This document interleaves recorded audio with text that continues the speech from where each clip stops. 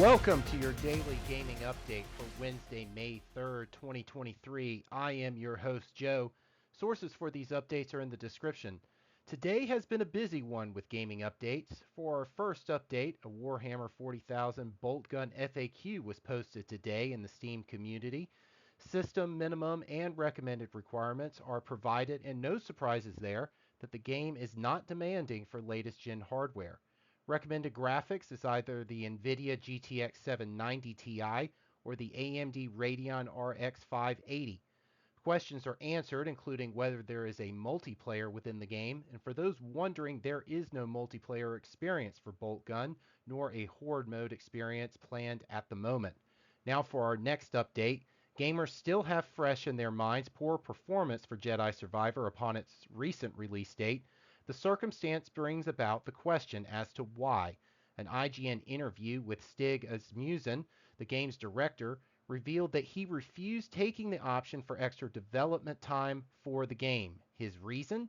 He was looking at what other games are releasing around the time. One game in particular that is close to the April 28th release date of the game is Legend of Zelda Tears of the Kingdom, which releases May 12th this year. In relevance to the new Legend of Zelda game, a controller manufacturer, IINE, has released a brand new Zelda game themed Switch Pro Gamepad. However, it is not considered an official Zelda accessory despite its appearance.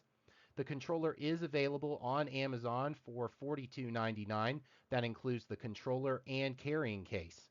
Another development regarding the new Legend of Zelda game is that there are reports, including images and video, of the game's opening section online. The circumstance suggests that an unknown number of copies have made it into the hands of gamers early. A retail copy of the game title for Switch has been sold via auction for $300, as shown in a tweet.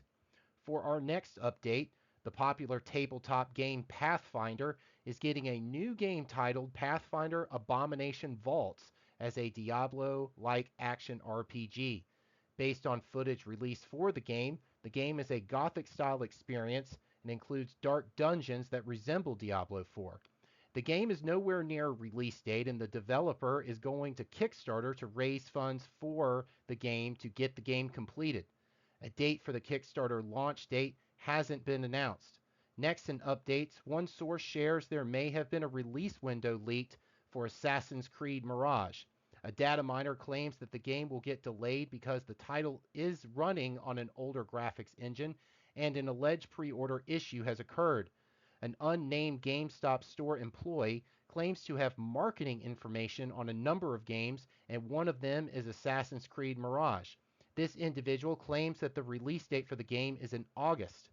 Next in updates, Saints Row is releasing its Sunshine Springs updates May 9th, and it has much to provide for fans. There are quality of life improvements, general combat changes, updates to missions, mission app enhancements, and new features including the emote wheel and a selfie mode. Next in updates, it has been uncovered thanks to a Twitter user that players who start additional characters in Diablo 4 can skip the campaign by pressing a certain button. Blizzard confirmed this to be the case via Twitter. The player to unlock this feature, though, must complete the campaign first. Players upon doing so will, though, start at level 1, therefore not gaining a certain amount of XP one would expect to have after completing the campaign. Blizzard's Global Community Development Director Adam Fletcher confirmed via Twitter that access to skip the campaign is not a paid feature. Next in updates, a PlayStation blog released on Chrono Odyssey with new gameplay details. The game does not have a release date, however, the conclusion of the blog states that the developer can't wait to share its hard work soon, as the game will launch on PS5. The blog includes details on character classes and combat mechanics, as well as more. The game is an MMORPG set in the world of Cetera, an open-world wilderness that transforms through its seasons. The game is being made in Unreal Engine 5. The developer states because of the unparalleled graphics, the game is not the typical MMORPG. For our final update, Microsoft has set the time for its Xbox Game Showcase and Extended Showcase.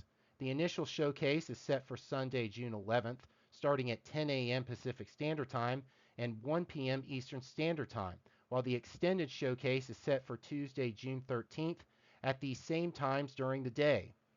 A Starfield Direct is shown on the announcement, that is to happen immediately following the initial showcase June 11th. However, the elapsed time of the initial showcase is not released.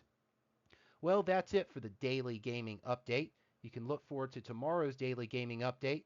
Let me leave you now with the words of Commander Shepard from Mass Effect. I should go.